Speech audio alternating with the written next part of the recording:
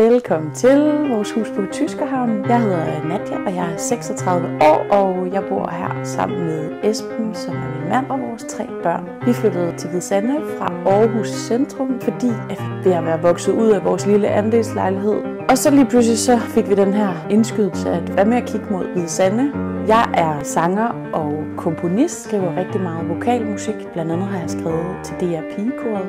Esben han er landinspektør, men arbejder for Geopartner i Ringkøbing. Da vi lærte hinanden at kende, der var han organiststuderende på konservatoriet i Aarhus. Så han spiller orgel, når han kan komme til det. Indimellem så er han vikar nede i den lokale kirke.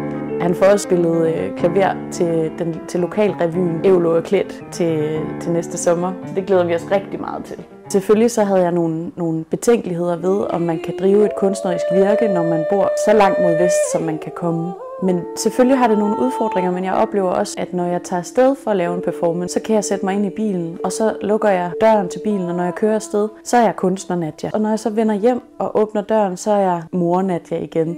Vores børn deltager en del i det lokale foreningsliv, der har rigtig mange muligheder for at gå til forskellige ting. Vi er blevet så glade for at bo her på Tyskerhavn. Der er sådan en særlig stemning, og man kan støde på gamle fjordfiskere. Der er kunstnerboligen og har højt til himlen, har smukt, har råt, og det elsker jeg.